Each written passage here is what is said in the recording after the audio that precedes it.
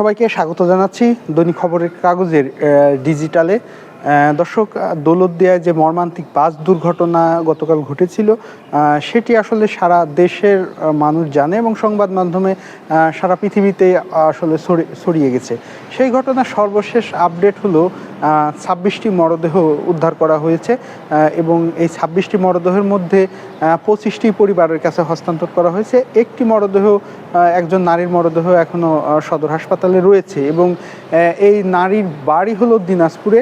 তার পরিবারের সাথে প্রশাসনের পক্ষ থেকে যোগাযোগ করা হয়েছে। তারা এরই মধ্যে রাজবাড়ির উদ্দেশ্যে রওনা দিয়েছেন এবং এর বাইরে আর আমরা কিছুক্ষণ আগেই দেখলাম পাংশা উপজেলা থেকে একজন এসেছিল তার ভাইয়ের খোঁজে। তিনি বলছিলেন যে গতকাল বিকেলে তার ভাই ঢাকা যাওয়ার উদ্দেশ্যে বাড়ি থেকে বের হয়েছে, তারপর থেকে তার মোবাইলটি বন্ধ এবং তার ভাইয়ের সাথে কোনো যোগাযোগ করতে পারছে না। এরকম 2-3 জন আসলে সদর হাসপাতালে এসেছিলেন তাদের স্বজনদের খোঁজে, কিন্তু আসলে এই নিখোঁজের সংখ্যাটা কত সেটি প্রশাসন বা আমাদের কাছে নির্দিষ্ট কোনো তথ্য নেই। আরেকটি বিষয় জানিয়ে রাখি যে সৌহার্দ্য পরিবহনের যে বাসটি ছিল এটি কুষ্টিয়া জেলার কুমারখালী উপজেলা থেকে ঢাকার উদ্দেশ্যে ছেড়ে আসে এবং এই বাসে খোকসা, কুমারখালী সহ এই রাজবাড়ী সদর উপজেলার কিন্তু যাত্রী ছিল এবং এই যাত্রীদের মধ্যে আমরা দেখেছি যে সদর উপজেলার বেশ কয়েকজন, অর্থাৎ একই পরিবারের একাধিক কিন্তু ব্যক্তি রয়েছে। বিশেষ করে রাজবাড়ী শহরের লালমিয়া সড়ক এলাকায় একই পরিবারের 3 জন রয়েছেন, মা, ছেলে এবং তাদের বোনের ছেলে। এবং আমরা যেটি দেখেছি যে সেই পরিবারের সদস্য রায়হান, যিনি জাহাঙ্গীরনগর বিশ্ববিদ্যালয়ের শিক্ষার্থী এবং অর্থনীতি বিভাগে মাস্টার্সে অধ্যয়নরত ছিলেন এবং তিনি একজন বিতার্কিক এবং জাতীয় পর্যায়েও তিনি বিতর্ক করতেন এবং রাজবাড়িতেও বিতর্ক সংগঠনের সাথে জড়িত ছিলেন।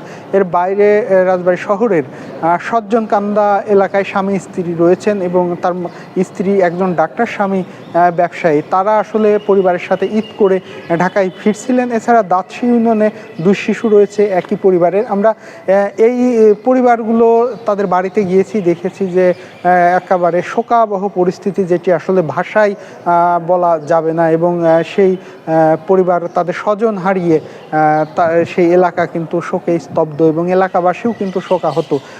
মরদেহ যেগুলো হস্তান্তর করা হয়েছে এরই মধ্যে জানাজা শেষ করে দাফন অনেকেরই হয়েছে। আরেকটি বিষয় জানিয়ে রাখি, গতকালের পর থেকে সামাজিক যোগাযোগ মাধ্যমে একটি বিষয় উঠে এসেছিল যে চালকের সহকারী বাসটি চালাচ্ছিলেন, কিন্তু আজকে সকালে আমরা হাসপাতালে এসে দেখতে পাই যে বাসটির চালকও কিন্তু নিহত হয়েছে। তার মরদেহ পরিবারের সদস্যরা এসে নিয়ে গেছে এবং তার বাড়ি ছিল বালিয়াকান্দি। সব কিছু মিলিয়ে এখন পর্যন্ত 26 জনের মরদেহ উদ্ধার করা হয়েছে এবং অনেকেই আছে দৌলতদিয়া এবং হাসপাতালে খোঁজাখুঁজি করছে তাদের স্বজনের, এবং এই সংখ্যাটি কত সেটি আসলে আমরা নির্দিষ্ট করে বলতে পারবো না। আরেকটি তথ্য জানিয়ে রাখি, এই ঘটনায় 2টি তদন্ত কমিটি গঠিত হয়েছে। একটি জেলা প্রশাসন করেছে, অতিরিক্ত জেলা প্রশাসককে প্রদান করে, এবং আরেকটি নৌপরিবহন মন্ত্রণালয় করেছে। 2টি তদন্ত কমিটি 3 কার্য দিবসের মধ্যে তাদের তদন্ত প্রতিবেদন দিবেন। গতকাল এমনটি বলছিলেন নৌ পরিবহন প্রতিমন্ত্রী ঘাটে মধ্যরাতে ঘাটে এসে। সব কিছু মিলিয়ে এই যে যারা স্বজন হারা এই এলাকাগুলোতে আসলে শোকে স্তব্ধ। এই ছিল মূলত এখানকার সবশেষ পরিস্থিতি। খবরের কাগজ, নিখাদ, নির্ভীক, নিরপেক্ষ।